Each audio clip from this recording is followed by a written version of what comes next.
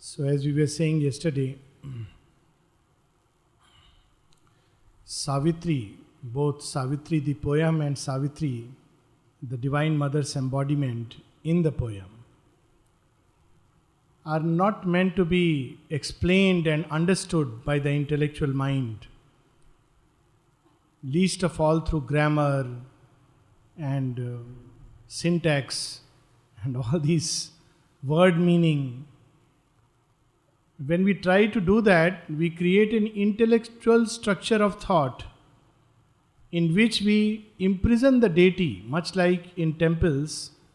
We keep the deity's image and we go inside the temple. It's a structure built around the deity. And we are face to face with the deity and we come out and say we had the darshan. But did we really have the darshan? So beautifully Sri Aurobindo in his poem Krishna, there are two poems on Krishna, the sonnet and the critics. The critics, how beautifully he says, he is speaking of Krishna and he starts with, "Oh, immense light, and thou, time and space, whom have you hid? Deathless limbs, gloried face." How can we understand what it means to have deathless limbs? And how he ends up speaking of him. Who is Krishna? Is he just a deity in a temple? Is he the one with the peacock feather and the flute? Yes, these are aspects and symbols of his becoming, of his revelation. But who really is Krishna? How beautifully he says, all he loves, all he moves, all are his, all is he. This the finite mind cannot understand, and it should not. It should dive deep and drown itself into that. That is how poetry is meant to convey, and poetry like Savitri is full of infinite suggestions, layers and layers and levels of meaning, shades, which get automatically, they unfold themselves as we move through this journey. And there is a joy and beauty in this unfolding. Our first understanding may not be and would not be necessarily the perfect understanding. And the best part is when we believe we have perfectly understood, then we have really missed the point. That is how one of the Upanishads puts it. Avijñātam vijanata. He who thinks he knows it not. Because it's infinite. To know it by the mind and to say, I have understood, this is how it is. This word means this, and therefore Sri Aurobindo is trying to say this. This scholastic approach belongs to, as the Upanishad says, to a lower knowledge. It is not the knowledge. It is simply playing with a body of words. But thought nor word can seize eternal truth. From Savitri. Out of sight, out of thought, we must leap up to sight. That sight Sri Aurobindo brings close to us. He conjures up for us an image, and through that image, he gives hints of something which is behind. And that's what we are following. And yesterday we read that those magical lines of opulence. He is describing Dyumadsena's hermitage. And he says that there, in an opulent kingdom, full of richness, giving us such a beautiful suggestion and bringing home this truth that there is an inner opulence and an outer opulence. So when we only focus on outer opulence without the inner opulence, then it becomes grotesque, crude, like the Sone ki Lanka of Ravana. But when inner opulence goes with the outer opulence, then it is Dwarka. This is the difference. Both are beautifully made cow. But the Sone ki Lanka has to be burned down because it is inhabited by an Asuric consciousness. It is not beautiful. Whereas Dwarka has to be drowned when Krishna leaves, because he knows that without inner opulence, man will misuse this beauty. So inner beauty, inner richness, going with outer beauty and richness is wonderful. But if there is a choice between the two, inner richness and inner opulence is the thing to be had. And the other will come. Even if it doesn't come, the outer is only means of expression. Even if the outer is lost, one can still retain the inner wealth and richness. This is the beauty of Dumatsena and Satyavan. Satyavan has retained his inner richness, his inner beauty. He has not lost it. Whereas when something outwardly is lost to us, we immediately drag ourselves down to something very low and ugly. Say, world has done this to me, God has done this to me, why should I be good? Sri Aurobindo says, good is not because of something else, but good is for the joy of goodness. Why should I love? Look how I have been mistreated. Love is not for that. Love is for the joy of loving. So this inner richness he refers to. And naturally Savitri, when he sees this in Satyavan, she asks him, what great lineage of kings has watered on which this flower has bloomed called Satyavan? This is another truth. In ancient times, this mother says that this was the way that they maintained the pedigree by within a certain group or lineage. People came together, they brought up children, and this was the way the old world structure was built. So that they maintain and preserve a certain type. But the problem with that was, down the generations, it became distorted. It became more and more based on physical rather than on inner merits. And also because divine wants in the new creation to bring all the four types of humanity together in every single human being. So now it's a new age, but in those age, it was necessary to maintain the pedigree. It had its advantages that the children remained true to the type. A Kshatriya was born or expected right from childhood to imbibe the qualities of leadership, nobility, courage, strength, sacrifice. A child of a Brahmin from childhood was meant to be one who loved austerity, simplicity, sacrifice to the gods, a seeker of knowledge. This is how it was. But that has gone. However, that truth Sri Aurobindo brings out in Savitri. When Savitri asks Satyavan, page 402, what trunk of kings watered by fortunate streams has flowered at last upon one happy branch? So she asks, what is your lineage? And a few lines below where we had stopped. And Satyavan replied to Savitri. Now the beauty of this dialogue is, Savitri tells very little about herself. Next to nothing. We have seen first she says, I am Savitri, princess of Madra. That's it. She doesn't say what I have experienced, realized. And then she lets Satyavan speak out. And Satyavan speaks his heart. Then again she says, tell me more about yourself. And Satyavan replies, in days when yet his sight looked clear on life, King Dumatsena once the Shalva reigned through all the tract which from behind these tops, passing its days of emerald delight, in trusting converse with the traveller winds, turns looking back towards the southern heavens. How beautifully what a richness Satyavan has inside. He could have simply said, well, he is, coming from the lineage of Shalva kings, and his kingdom extends so many square foot by so many yards. But that was not the way. So he says he comes from the lineage of Shalva kings, and beyond these trees, where the winds turn towards the southern seas, up till that ocean is his kingdom. What a lovely way to describe. Not our physical mind with its physical dimension. He says that's where the kingdom was when he had the sight to see. So he is describing it in terms of sight. That when he had sight, this was his kingdom.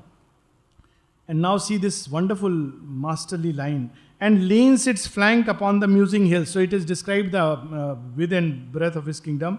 But equal fate removed her covering hand. So like death, fate is equal. In the sense, it doesn't, we think that, so and so is favored by fate. Maybe today, may not be tomorrow. She is an equal goddess. Somebody who was a chaiwala may become a prime minister. And somebody who was a prime minister may be on the streets. This is a very nice line by an Urdu poet speaking about God. And he says, sometimes I have seen him as an emperor with robe and the scepter in his hand. And sometimes, kabhi kaasa liye khada dekha. I have seen him holding the begging bowl in his hands at the doors. And we were speaking about that, how Sri Aurobindo puts it beautifully. Even in rags, I am God. Satyavan has realized this truth. That is why he doesn't complain.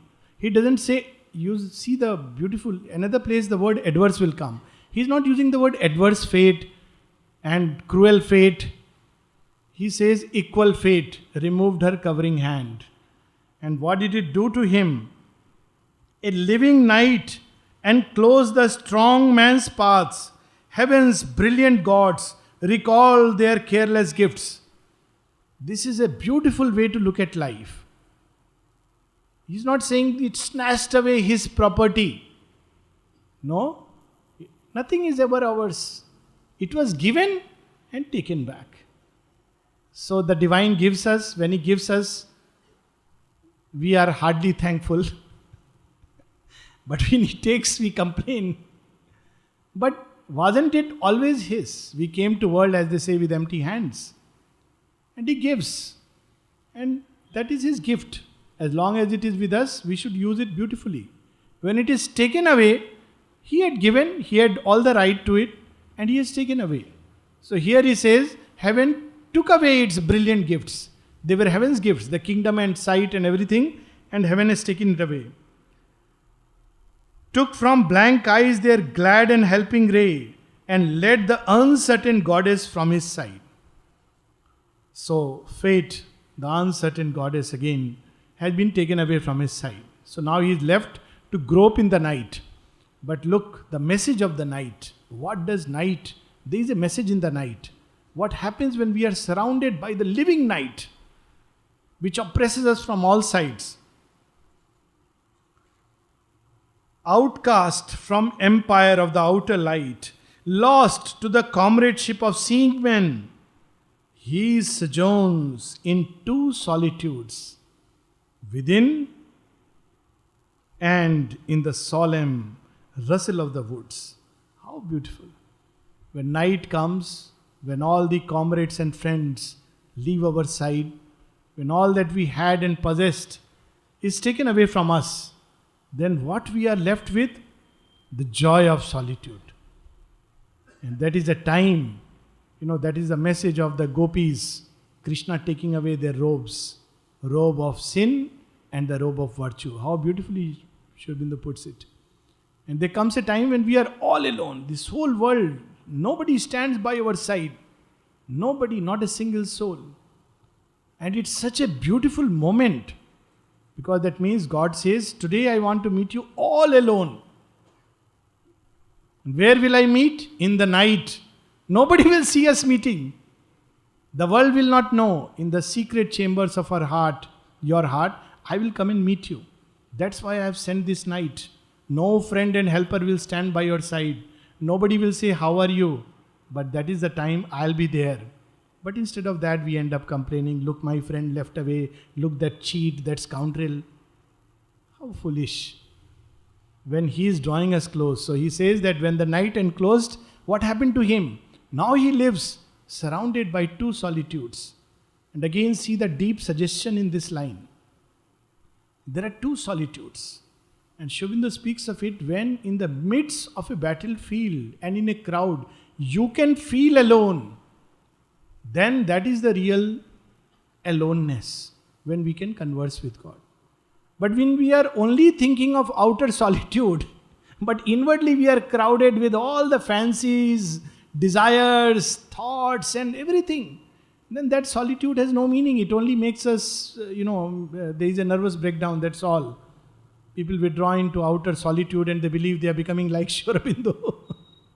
Sri Aurobindo carried multitudes. In that solitude, he was conversing with the gods, battling with the titans, holding the world's fate in his hands, walking on the battlefields all over the world, and at the same time answering to all the disciples. Where was the solitude? And yet, he alone knew what solitude is. And that is solitude. Krishna in the battlefield, unarmed, alone, sitting on the chariot of Arjuna, but directing the whole play. Beautifully they summed up Mahabharata yesterday. When Gandhari curses it was the last episode. Gandhari curses Krishna and Krishna says, I can feel your pain because every pain in the battlefield was my pain. The victory is mine and the defeat is mine. Every joy was mine and every pain was mine. This is the true solitude when one has entered into the cosmic consciousness and beyond. So he says that this is the solitude in which Dhrimatsena lives. Son of that king, look now he is proud about it. He's not just saying, oh my father, poor fellow. Son of that king, I, Satyavan, have lived contented, for not yet of thee aware. Now this is again another magical line, like that line, I am Savitri, princess of Madra. Look at the power of this line. I have lived contented. I had no issues that wealth is taken away, kingdom is taken away. But now I am discontented. Why? Because you have come into my life. This is divine discontent. And when it seizes upon the soul, then nothing can satisfy. However much he may seek and get the world. Sri Aurobindo writes that beautifully in his poem Dream Boat. That how the gold god comes on a boat of fire and asks him, do you come now? Is your heart's fire ready? And he says, I started weighing the options and what I will lose, what I will gain. And the dream boat vanished and the gold god passed away. And then he says, what happens now? Now I am left with a strange feeling. I have the world, but nothing tastes sweet to me. I no more enjoy it. It is there, but I don't enjoy it. At the same time, I seek, oh, when will that gold god come again? When will he come again? And I keep waiting for the dream boat and the gold god come not. So this is how the glimpse of the divine, when Savitri comes into Satyavan's life, when once a soul has been touched by a glimpse of the divine, whatever it may try, at one place Mother says that if you turn to the divine saying, I am yours, and the divine has said yes, the whole world cannot keep you away. In fact, one will feel like rushing again and again because one cannot be content. That is a beauty. That's a wonderful discontent. So Satyavan says, I was very happy and content till Mother, thou have come in my life. And that's how the evolution starts. If we are very content, then we don't want to change. Oh, I am very good just as I am. But the divine makes us aware that it's, there's so much to be changed. So he says,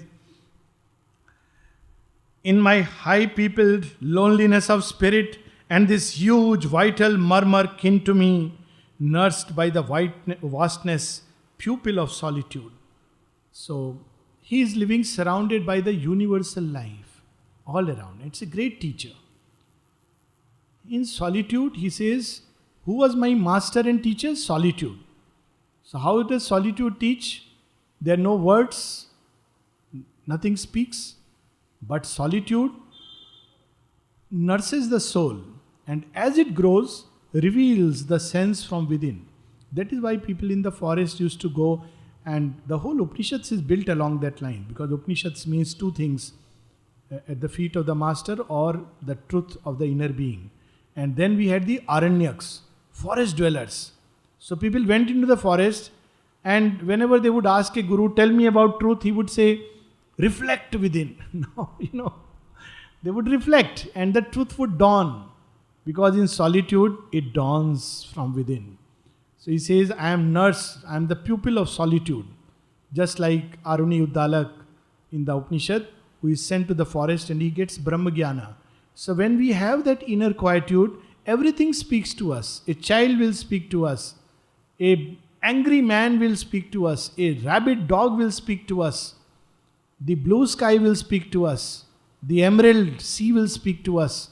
The sharks and the whales and the small fishes will all speak to us and show us some aspect of divine reality, because we are seeking it. So through all this, the divine will speak. Great nature came to her recovered child. So along with that, solitude is the father, and his way is to let things develop within. And who took care of me? Great nature, Mother Earth. She came, she took care of me, everything she provided. I reigned in a kingdom of a nobler kind. Now he is making it even more clear that don't think I am a loser. People often say, oh, I am a loser, I lost my job, I lost this. I am not a loser, I am a gainer. I lost that kingdom and I gained a much richer kingdom, something much nobler. People don't know what they lose when they don't turn to the divine. So, there is a story of a rich man who goes to a hermit. He has been donating a lot of money and feels very proud about it. And he bowed down before the hermit and said, you are great. So hermit said, no, you are great. So suddenly he feels very puffed up in front of the whole audience. He is saying, you are great. So he says, sir, did I hear it right? Yes, my child, you heard it right. You are greater than me. So now he is wanting everybody to hear it, sir. He thinks because I give a lot of money, so he wants everybody to know this because he is not supposed to say it. So he said, sir, can you explain? So he says, very simple. What have I renounced? I have renounced a life of pain, suffering, evil, ugliness for the riches of God's beauty, love, light. So I have left something very inferior for something superior. But what have you renounced?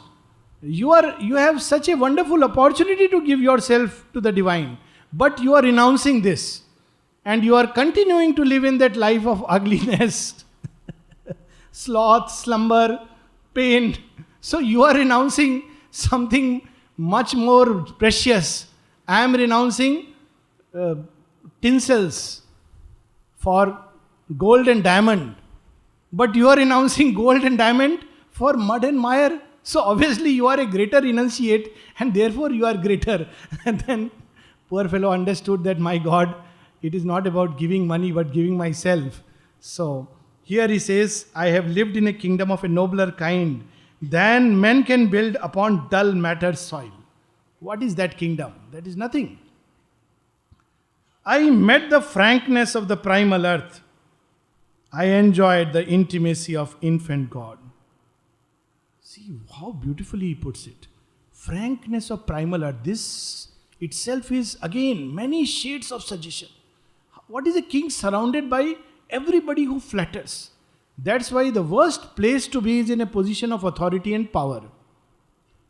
Because already human beings are deluded, believing they are great. When you are in a position of authority and power, you will be doubly surrounded by people who will flatter you. And you will think, oh, I must be great.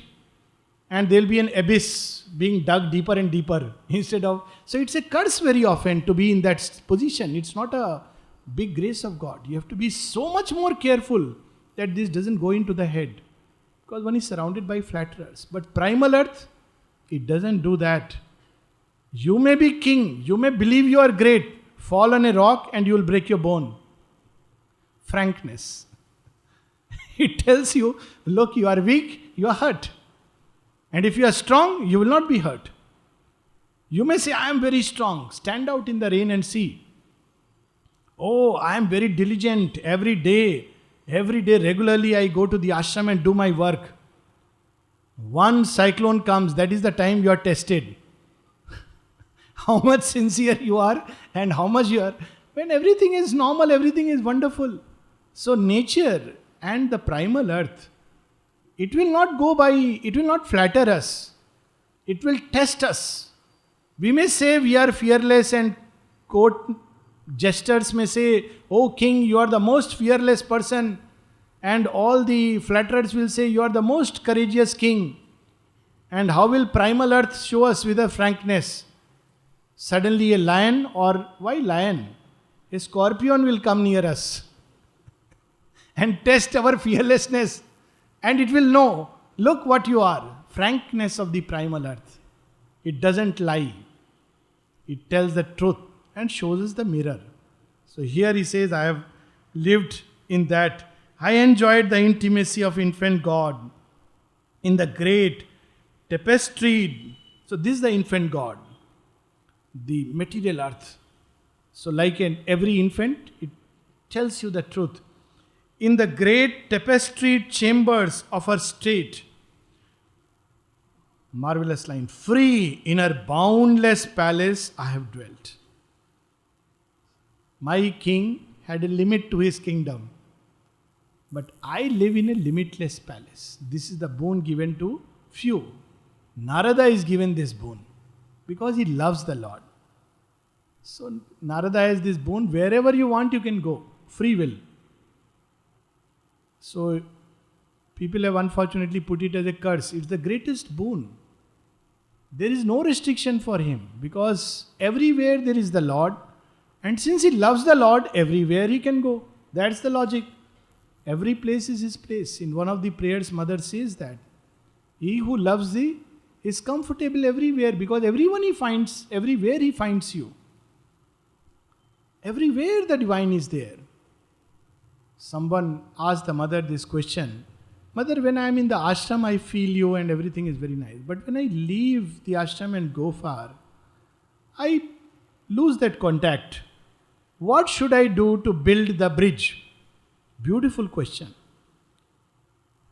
The mother says, you are the bridge. See this? You are the bridge. Heal the division and you will find her everywhere. Where is she not? And when we find her everywhere, every house is our house. Of course, it has a flip side also. Like somebody was telling me, somebody entered someone's house and would not leave it. So he said, look, you took it on rent and now no, it is all mother's house. Or just now I met a person who is sitting in front of Sri Aurobindo's door. So everybody is trying to tell her, please, this is not the place to sit. No. I have an inner command to sit here. Who are you? Finished. Now, that's obviously a confusion. But the inner sense that everywhere she is there. So he says that I have lived in a palace without walls. It is not a palace with, walls. It is a boundless palace. All earth. Indulged by the warm mother of us all, reared with my natural brothers in her house. Natural brothers. The winds, the sky, the sun, the creatures of the soil, the sky, the birds, all these are kin to us. I have lived with them. I lay in the wide, bare embrace of heaven. So what blanket you used to use? Did you have a nice blanket? So there are people, philanthropists, who love to give blankets and good food and snatch away from them the joy of simplicity and put in their heads the desire for more without realizing. It's not that one should not give blanket if one is moved, but to make that a profession and a way of life and to feel puffed up. One should also understand that there are people who live in that simplicity and they have a great joy. Whose embrace? The embrace of heaven. A lot of people here would connect. I mean, as a child, remember very little electricity in my little village, or little more than village, whatever it is. So, most of the time you would sleep outside, especially in the summers. So when you sleep outside, no fan, nothing, and you look up and you see a star-studded sky. It's such a joy to see that. So there is an embrace of heaven which covers you. Of course you take a chadar or something, but it's such a joy. The embrace of heaven. So Satyavan says, I have lived in that embrace. I didn't have roof, but I had something much more than that. The sunlight's radiant blessing clasped my brow. Who woke me up? My dad was blind. My mother was busy carrying him. Every day the sunlight would come and kiss me on my brows. And I'll wake up and say good morning. What a way to wake up. Not with the alarm clock.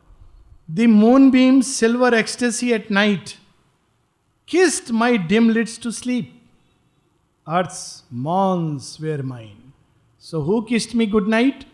The moonlight will kiss me good night, and the sunlight will kiss me good morning. What a lovely way to enjoy the divine creation and to live life.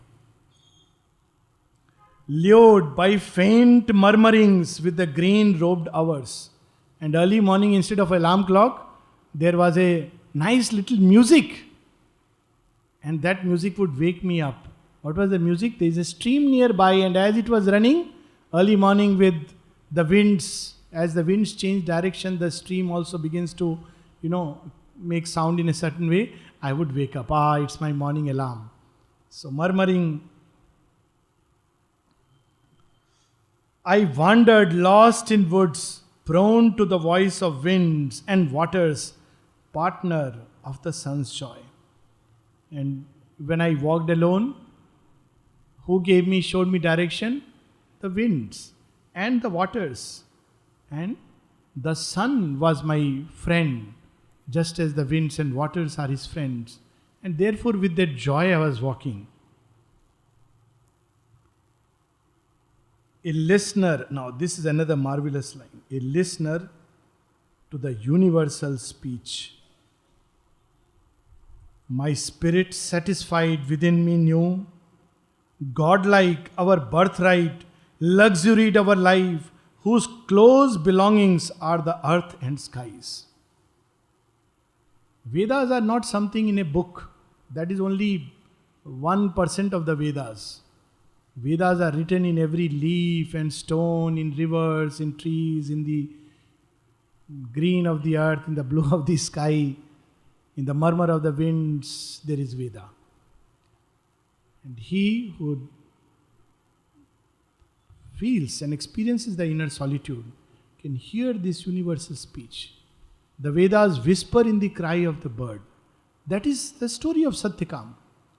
He gets Brahmagyana simply by the act of nurturing the cows, raising them from 100 to 400 in the forest. Everything speaks to him. The cow, the fire, the trees, the well, the water, everything speaks to him. Because this whole creation is a symbol of the divine. So he also says, I have heard the universal speech, and what it has taught me a great truth. Godlike our birthright, luxuried our life. Nobody is an orphan. Everybody, every soul when it is born on earth is given a certain birthright. What is that birthright? To be as God, godlike. What does God claim and possess? Earth and the skies. But we want to have limited things. A small house, a nice little Ashiana, and feel, this is mine. But this luxury we lose. God like our birthright. That is the story of, Pandavas. They were born in the forest. They grew up in the forest. And what they learnt in the process, they lost their father as a young child. But what they learnt in the forest is that this is the first kingdom and nobody can take that away from you. That's why they could easily renounce a kingdom and walk away. It's okay, fine. You take away this kingdom, I have another kingdom. It's only later on Krishna says, not for kingdom that you fight, but something else for dharma. And Karna, again, abandoned. But he takes it differently. This is the difference. Karna doesn't realize that he had a birthright. What is the birthright that he loses? He exchanges it for just being a king of a small little kingdom. That is why he loses that kinship to the sun. Whereas Pandavas know it, that this is our birthright. Even if we are driven away from palaces, the earth and the sky are ours. So this is the luxury of life. We lose it and then have the air conditioner. Whose close belongings are the earth and skies. Before, fate led me into this emerald world. So again, very beautifully, he's not defining it as adverse fate. Fate is leading me. I was maybe born as a baby in palace, but it has led me to this emerald world, beautiful world, God snatched this kingdom but has given me something much greater. Aroused by some foreshadowing touch within, an early prescience in my mind approached the great dumb animal consciousness of earth, now grown so close to me, who have left old palms to live in this grandiose murmur, dim and vast.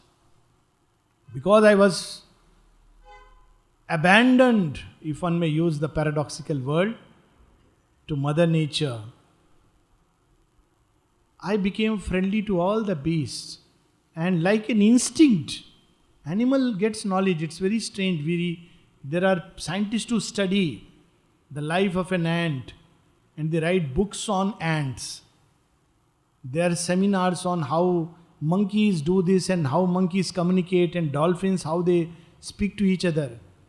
But the interesting part is, dolphins don't have a book for themselves. This is our speech. Human beings are taught grammar in school. Dolphins don't. They are not taught. And they communicate with perfection and precision. It is well known. And with that perfection and precision, they can navigate thousands of miles without those high grid navigational system, despite which, aircrafts miss the mark. But they navigate by an inner knowledge, which is like an instinct. It is a kind of knowledge. It's the same knowledge, but clothing itself in the vital world for its own necessities. So like an animal, nobody tells me what has good cholesterol and bad cholesterol. I know it. So if somebody went to Satyavan and showed, do you know, Satyavan, what is healthy food? He said, please don't confuse my mind. I know it, and know it much better than you guys. Why? Because I have lived with this animal creation and know what I should eat and what I should not eat. Do you know what disease you may be suffering? Don't give names. I know how to heal myself. I don't need to know what disease, their names and complicated medicines, because nature has grown me in this way. Like the animal heals itself, I know how to heal myself. But one day you will die. Yes, I know how to embrace it gracefully, as an animal embraces death. It doesn't make fuss about it. Oh, I am dying, miserable, poor creature, alone. My children don't look after me. People have left me away. I made a will and the fellow has run away. Animals don't go through that kind of a misery as we go through, because the mind is there. So that's why he says the animal consciousness. So he has been trained and taught many things. An early prescience. So it's the hint and glimpse of an intuition. Early prescience, kind of a foreknowledge. So by instinct he knows what he should do, what he should not do, what he should eat, he should not eat. Then something still further. Already I met her in my spirit's dream, as if to a deeper country of the soul, transposing the vivid imagery of earth through an inner seeing and sense, awakening came. So this goddess, this intuition which came to me like a prescience in contact with the animal creation, she has also led me in my dream worlds. Through the symbol images of earth, she teaches me where to go, how to go. So every time I see a dream that I am climbing on the mountain, I know that my soul must make an ascent further. Every time I see in the dream that I have fallen down and broken my leg, I understand what it means, because I know the language of the earth and therefore I know the language of the dream. And the same goddess who has taught me, given me this prescience to live my life, to survive, has also given me how to progress, how to go further through an inner world and its dream imageries. A visioned spell pursued my boyhood's hours. All things the eye had caught in colored lines were seen anew through the interpreting mind, and in the shape it sought to seize the soul. So this is the beauty when we are not corrupted and polluted by the intellectual, analytical, mental consciousness. Now, he has developed the interpreting mind. This interpreting mind is through an intuition. So when he sees Kailash, he says, this is Shiva's abode. But to a strictly intellectual, scientific mind, where is Shiva? Where is Shiva? This is just a block of ice. But he knows how to see and feel that image. Because through the image he can go to the reality. But when the mind, physical mind comes in, it takes away that reality and only the image remains. That's why for us Ganga is Ma, who purifies. That's why every Indian connects with a statement which the Prime Minister made, that Mother Ganges has called me. A typically analytical mind will say, oh, this is rhetoric, empty rhetoric. What mother? She's a river, okay, you have to clean her. Why call her mother has called me and all these big words? But an Indian heart connects with it. And those who are simple, they connect very fast, very beautifully, because they know it. Yes, what it means to hear the call of the Ganges. What it means when people say that Himalayas have called me or the oceans have called me. They understand. They don't say, oh, how can an ocean call? How can the Himalayas call? There is that call. There is through the image one sees that which the image contains.